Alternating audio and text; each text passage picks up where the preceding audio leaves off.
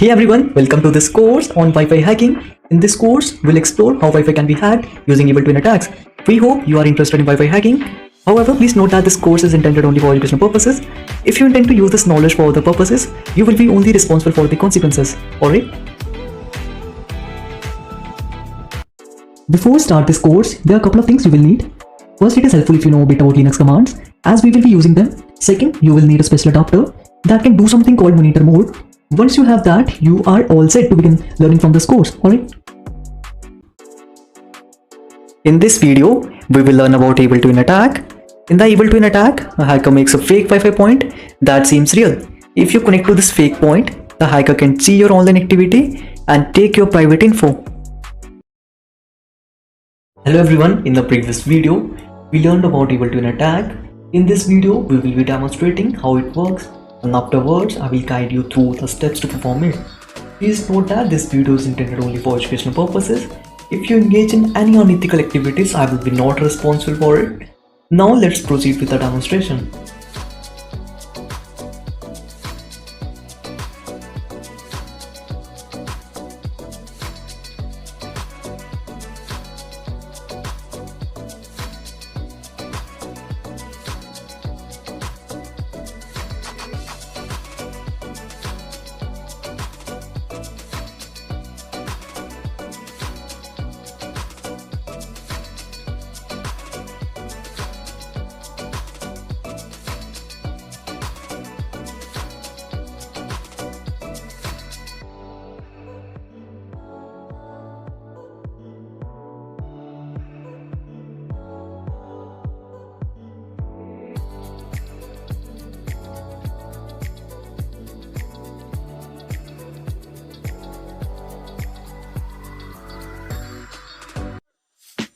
Hello everyone, in this video we'll see how we can perform this attack.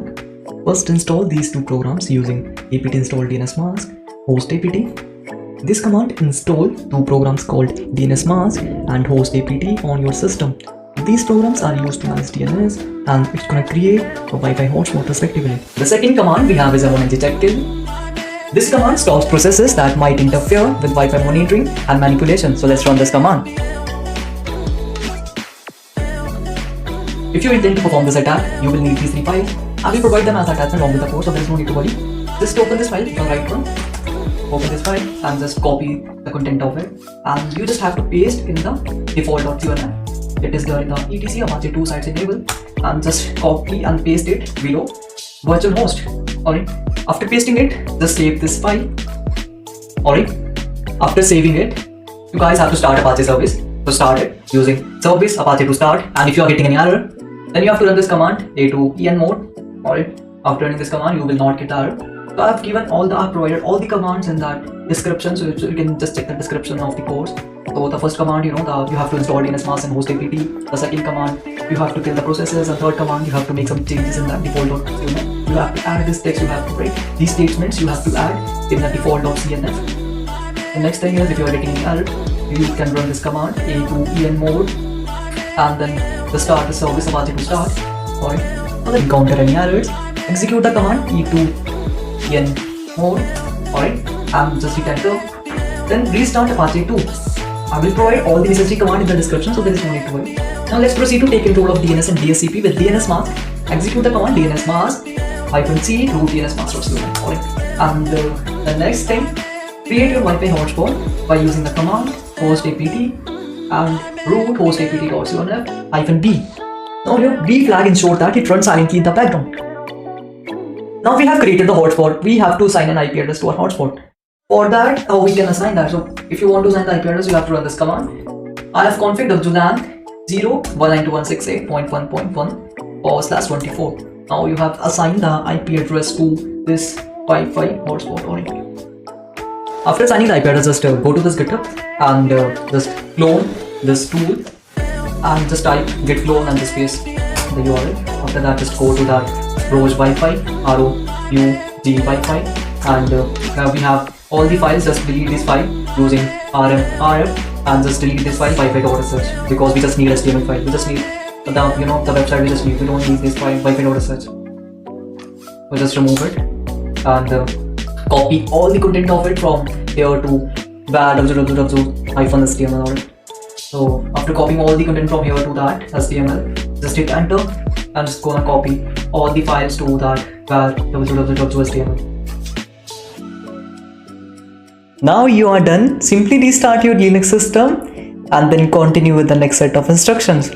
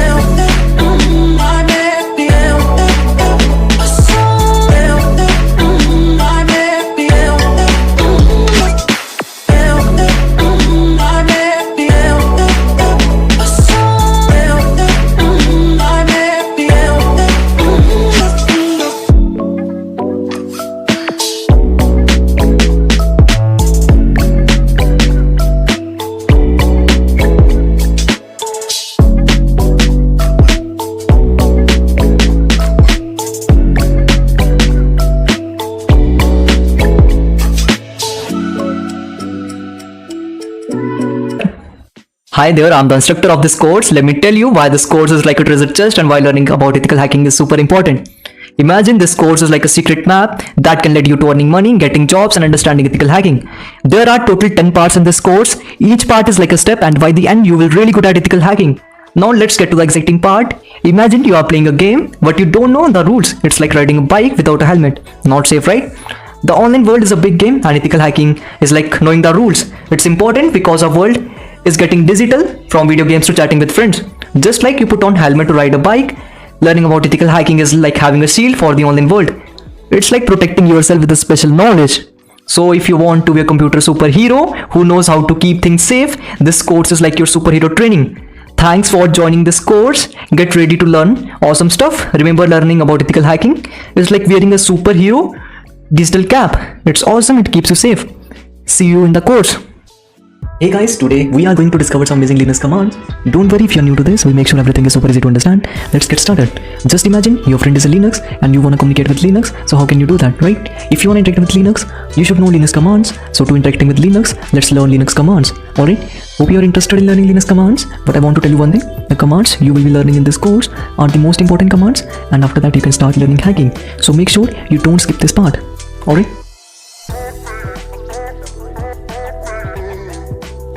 The first command we will learn is pwd. This stands for print working directory. This command tells you the current directory you are in. So type over here pwd. You will get the full path of your current directory. The next command that we have is apt update. This command is used to update the package list from the repository. Keeping your package list up to date is important for security and getting the latest software updates. Alright, so just hit enter. It will update the system. The next command that we have is apt upgrade. After updating the system, we need to upgrade it. Alright. So it is essential to upgrade the installed packages to the latest available version. So we can use apt upgrade for that. Here it will ask you, do you want to continue? So if you click on Y, so it will install all the packages. So I'm just clicking here Ctrl C because it's going to take a lot of time, alright, depending on your internet speed. The next command we have is uname. Alright. This command provides various system information. When you type just uname, it will display operating system name. So here you can see we are using Linux operating system. That's why it's showing Linux, right? So if you want to know the kernel version, you can use uname -r. It will show you the kernel version. In my case, it is 6.1.0. Alright. And if you want to know the detailed information, detailed output, alright, then you can use uname -a. Alright. It will give you a detailed output with all available information about the system. Alright. So this concludes the today's session. We have covered pwd command for checking the current directory, apt update and apt upgrade command for managing software packages, and uname command for system information. These commands will serve as the building block for your Linux journey. In the next video, we'll explore more essential commands. Thanks for watching and see you in the next video. Welcome to the session on Linux commands for ethical hackers. In this video, we will cover essential commands that every ethical hacker should know. The first command we will cover is ls. It stands for list and is used to display files and directory in the current location. The next command we have is cd. The cd command is used to change directory. Adding ... after cd means moving up one directory level. Like if we want to list the files and folders, we'll use ls command, and if we want to go to advanced Google Docker directory, then we will use cd command. Alright, now we are inside advanced Google Docker. If we use the command pwd, it will show us where we are right now, right? So if we want to go to root directory, then how we can go there? So if you add ... after cd, then it means you are moving up one directory level. So if I check here my present working directory, then my present working directory is root. Alright. If you want to create a directory, then mkdir command creates a new directory with a specified name.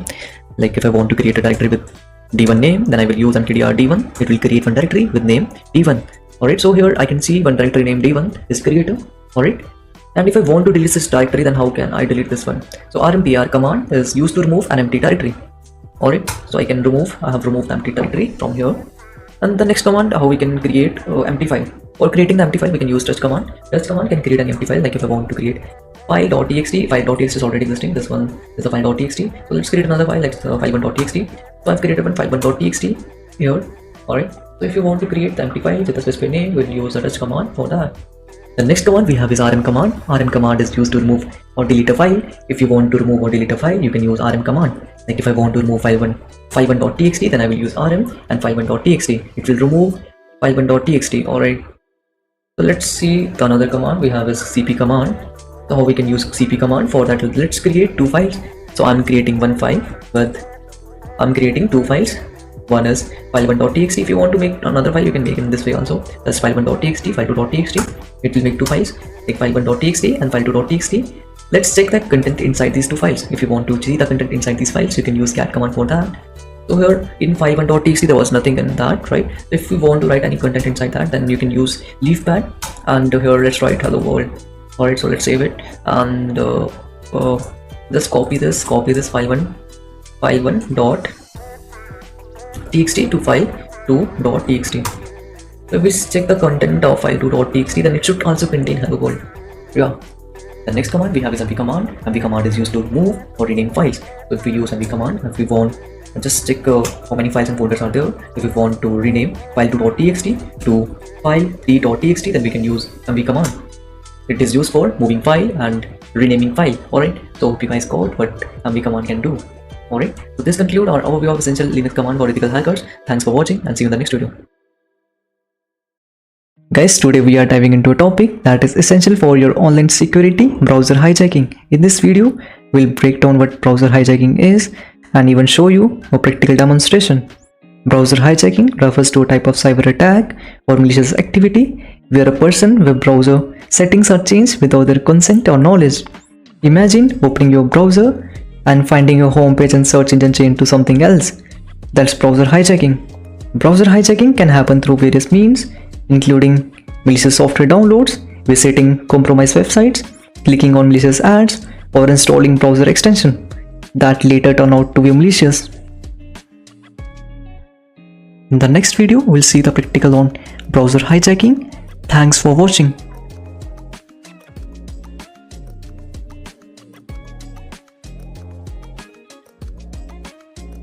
Now let's see how we can ethically hijack any browser. Of course, we'll perform this action on my host. Firstly, you should visit this GitHub page and install the Weave tool on your Linux system. Once again, I will demonstrate how to install it on your Linux system. Simply click on this icon and copy the command. Alright.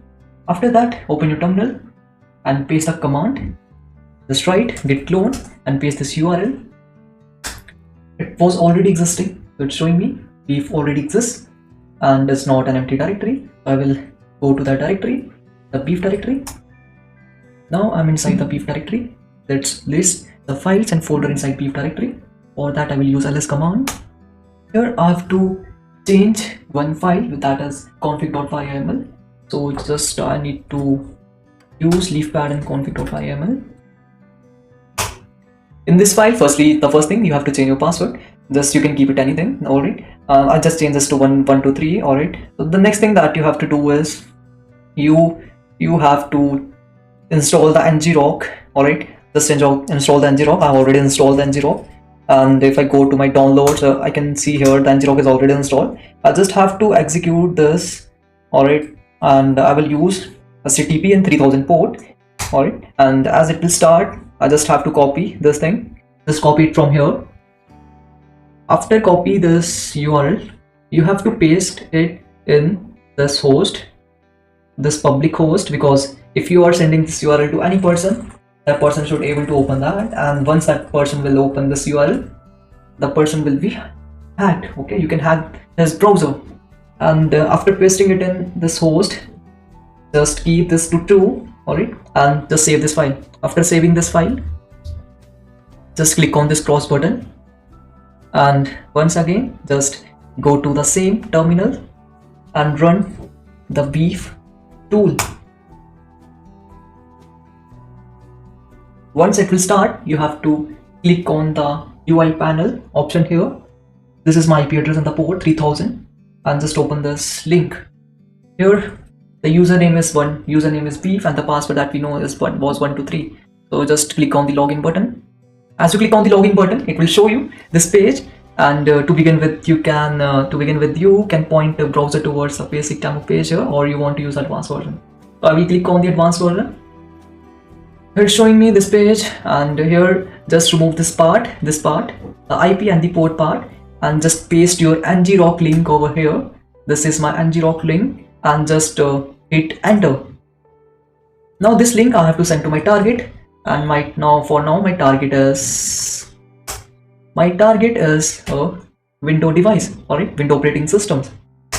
So as I will send to the Windows operating system, it will ask, do you want to visit this site? If I click on this button, visit site, it will open that page, and I will get this browser. I will get IP address over here on this online browsers. So that browser, the Brave browser, is hijacked, so I can run any command. Like if I want to run the command, like if I want to do phishing attack, I will go to social engineering, and I will choose the phishing, Google phishing, and when I click on this execute button, it will show the target this phishing page. Once the target will enter his details and click on sign in, I can get all the details of the target. Alright, I will get all the details like username and the password. So using this way you can perform this attack. Thanks for watching, and see you guys in the next video.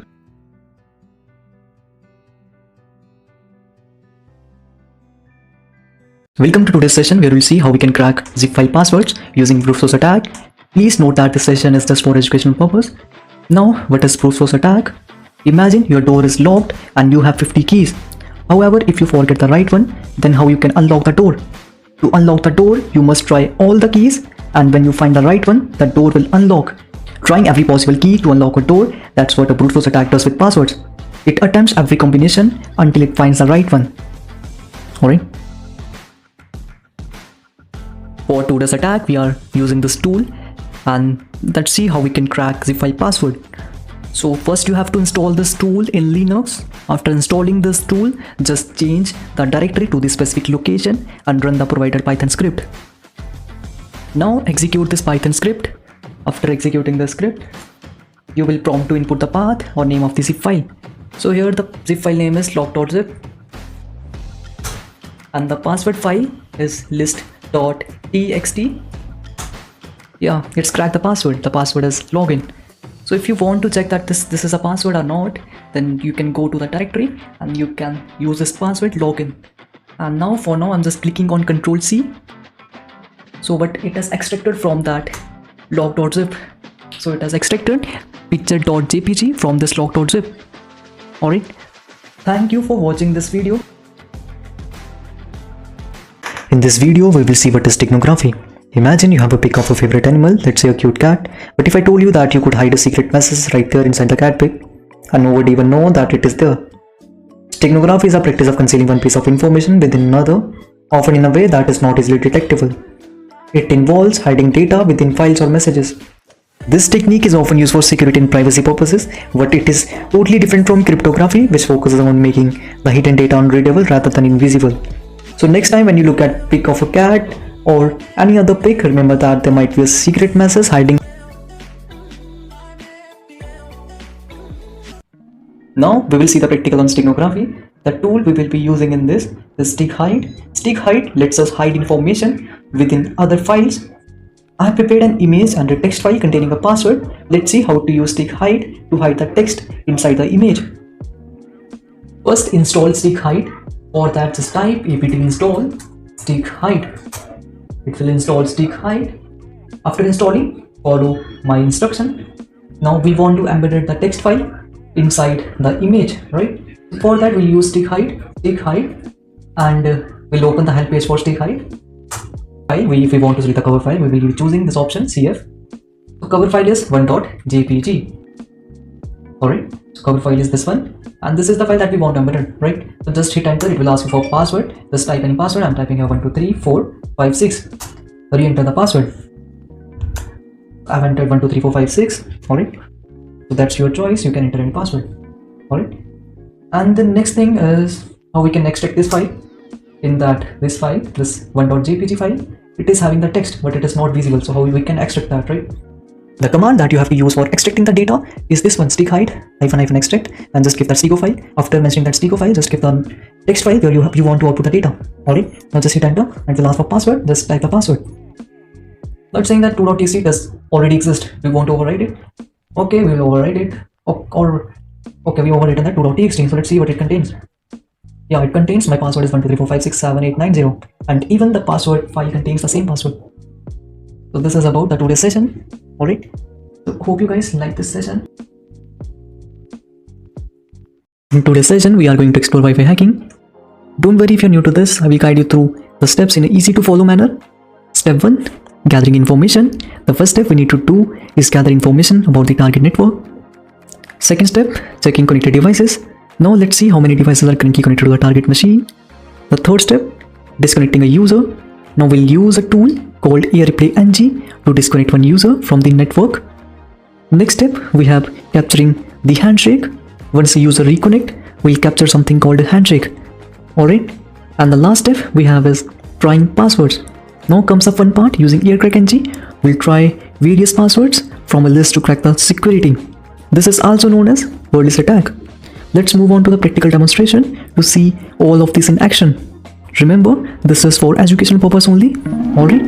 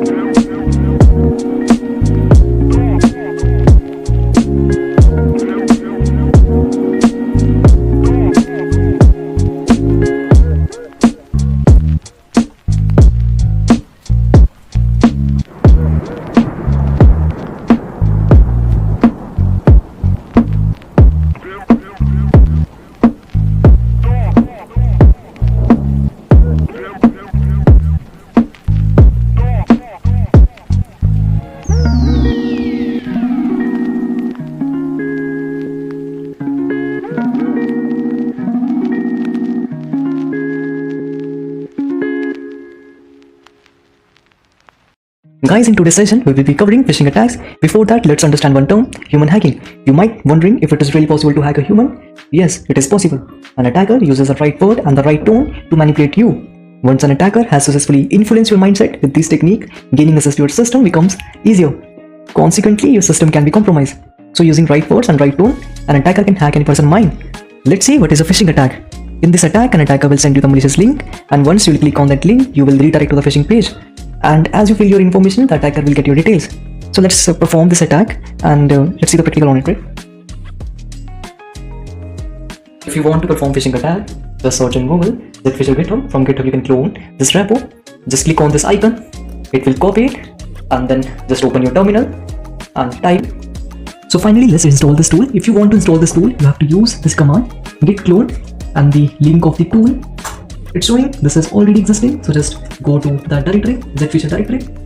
Alright, and here just list all the files and the folders, and here you have to execute this file zfisher.sh. Here zfisher is giving 30 plus templates, and I'm choosing the second one, that is for Instagram phishing page. Alright, and I want the traditional login page, so I will select first, and I just want to perform it in my local host. And do you want to use a custom code? Just setting to default. I open this in my local host and enter in details like my username and my password. It will store my username and password over here. So this is all about phishing attack. Today we are going to talk about Windows hacking, what it is, why it happens, and how it is done. Let's get into it. Windows hacking means finding way to sneak into Windows computer, and the hackers, they try to manipulate the Windows operating system to exploit vulnerabilities, and they always try to extract sensitive information. So what are the ways that we can hack Windows operating system? We can use password cracking methods to hack the Windows operating system. The next way, we can exploit vulnerability. If there is any vulnerability present in the Windows operating system, we can exploit it. And the third way that we have is malware attack. The hackers, they try to distribute the malware. Once you install those malware, your Windows will be hacked. The next attack is social engineering. The hacker, they will try to manipulate your mind, and they will send you some malicious links. Once you click on any link, your Windows will be hacked. And the next way that we have is remote exploitation. Today we want to see that how we can remotely exploit the Windows operating system and how we can control the Windows operating system. So for that we will be using VLAN tool. Alright, here we have two tools, VLAN and Hoaxshell.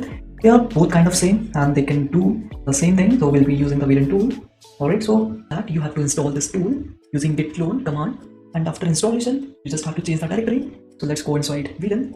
You just have to type cd VLAN and you are in the VLAN directory.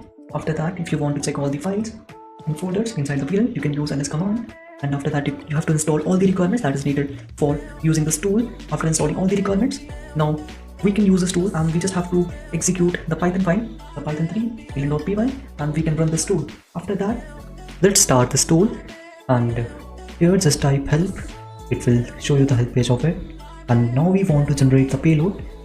So for generating the payload, we have generate command, help generate. It will generate the payload. We want a payload for the Windows operating system. For that, just copy this command and just paste it here, and here just copy this PowerShell command. This is the payload, this is the backdoor payload. Just copy it and just paste it in your terminal. I will paste it here. You will get the session. After getting the session, just write shell and the session ID. Alright, but it's showing that detective sudo shell. Press Ctrl C to type exit or deactivate the session. So but we don't want to deactivate the session. We have already hacked the Windows operating system. Now let's see what is there in that Windows operating system. So let's take the directory of it using dir command. Here are the directories of that Windows operating system. Let's create one directory, name d1. Let us create a directory named d1. And now we can create directory. We can do anything in this operating system. Even we can remove all the files from this operating system. Alright, thanks for watching this video. Welcome to the session where we will explore what is mobile hacking. We'll break down what mobile hacking is and why hackers often target Android users. Mobile hacking is about finding ways to get into people's phone. Hackers try to access information or control devices through tricky methods. Now, one question may be arising in your mind: why hackers target Android users? Hackers often focus on Android users because it's a popular system. More Android users means more opportunity for hackers to try their tricks. Now there are some techniques for mobile hacking. The first technique is through malware attacks, the second one is through phishing attacks, third one is through network attacks, and fourth is by finding vulnerabilities in the application. Then through application, they can easily hack your mobile phone. So these are the techniques that hackers uses to hack into your mobile phone. Alright, so let's see it practically.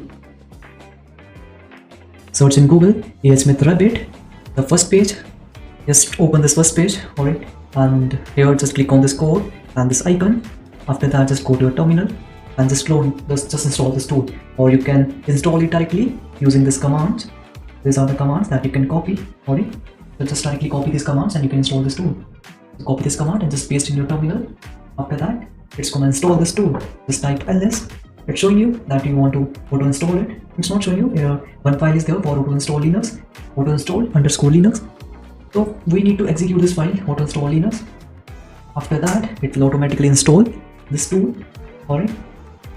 After installation, you just have to go to just open another terminal, and we'll be using ngrok here. Okay, so we write ngrok TCP and use any port that you want to use. Like I'm using here 8484. Alright, so here it's giving me a link. Alright, so why we are using this TCP protocol? Because TCP is a connection oriented protocol, that's why we are using TCP. Now just copy this selection. Alright, just copy this link of this tool, just type AHSmith, then it will open AHSmith. Alright, and now just go to APK Builder. Just open APK Builder. Here just type the server IP that you copied it from here and the port. After that, just click on, just give the permission, like you want to have camera storage or anything that you want to have. Just click on that option, and then you have to click on this button, build button. Then it's gonna build that application. Alright, and now we have to send this application to the victim. We can send it using WhatsApp or anything that you want. Like if you want to mail the application to the victim, then even you can send it on mail. It's your choice. After sending this application to the victim, you will get access to the victim mobile phone, and you can do anything. Like you want to take the front snap, or you want to take the back snap, you can take it, or you want to check his file manager, contact list, location, or anything that you want to see. Alright, this is all about today's session. Thanks for watching.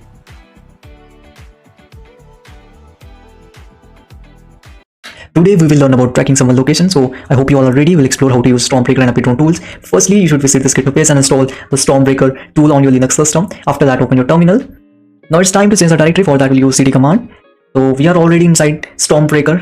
Alright, so here let us see like how many directories and files are there. So we want this file only, that for installing all the requirements. So just type bash install.sh. It will install all the requirements. There are some more requirements that we need to install. So we will use install our requirements.txt. Alright, pip3 install our requirement.txt. It will install all the requirements for this tool. Now we can use this tool. This is a Python. This is written in Python, so we need to use Python 3 and sc.py. Now it's gonna start the tool. We can access this using localhost and even using ngrok. So I don't want to perform it on localhost. That's why I'm not using this localhost in 2525. I will use ngrok for that, because I want the other person will be able to open my link. So for that I will use ngrok. First of all, I'll go to downloads, because my ngrok is there in the downloads folder, and the ngrok is HTTP 2525 is the port. Alright, so here when the person firstly I will go here and will visit this site. After visiting, it will ask for username and password. The username is admin and the password is also admin. So this is a panel from where you can control. So we want the location tracking. For that, you can copy this URL and just go to any browser. For now, I'm using this Microsoft Edge, and this is my target, the Windows operating, and the target is using the Windows operating system. Once the target will click on continue and allow his location, we will get his all the details. We'll get where the target is living, we'll get his IP address and all the things. So here, so many they have doubts like, can we track the location of a person using IP address? Yeah, we can track the person of a location using IP address. So here I will copy that IP address of the person, and then I will go to the tool. Here I will be using IP drone tool, and even this person has written the tool in Python language. I will use the victim as 49.204.110.113. It's the victim's IP address. So as I enter it, it's gonna show me the victim's ISP who is providing the internet to the victim. Alright, so I'm getting all the things over here. Alright, this was about today's practical on location tracking. So we saw that how we can track the location of the person using social engineering, and if we got the person's IP address, we can get to know the person location. We are here we are getting that who is the ISP of that victim. All right, and thanks for watching. See you in the next video. Guys, in this session, we covered how to generate password for target-based wordless attack. In the previous sessions, we covered topics on Wi-Fi hacking and zip file cracking, during which we utilize the wordless attack method. Therefore, let's see how we can execute this attack and identify the tools required for its implementation. The initial tool we are utilizing here is Crunch. This tool is capable of generating a target-based word list. Now let's see how we can use this tool. Just open your terminal and enter the following command. Just type crunch, and here the 2 is the minimum length of the password and 4 is the maximum length of the password. Here we are generating wordlist.txt. Alright, just hit enter and it's going to generate the wordlist.txt. Alright, it is of 2 MB and we want to check the wordlist.txt, which is we can use the leafpad command and we can check what is inside wordlist.txt. Alright, and then minimum length I'm taking 2 and the maximum length I'm taking 6, and you can write anything like target. If the target is using just number as a password, then you can write here the numbers. Alright, my target is using 1 to 6 as number as password, so I'm just using 1 to 6 as number. Alright, so it's gonna generate, it's gonna make the word list using these 6 numbers, and once I hit enter, it will store all the passwords in the wordlist.txt. If I want to see that wordlist.txt, for that I can use cat command, or if I want to check it in leafpad, I can use leafpad. Alright, leafpad wordlist.txt, I can check like it has generated the passwords from 1 to 6. It's using the digits, it's using the number 1 to 6. Alright, thanks for watching this video. Hope you guys can create a word list. Alright.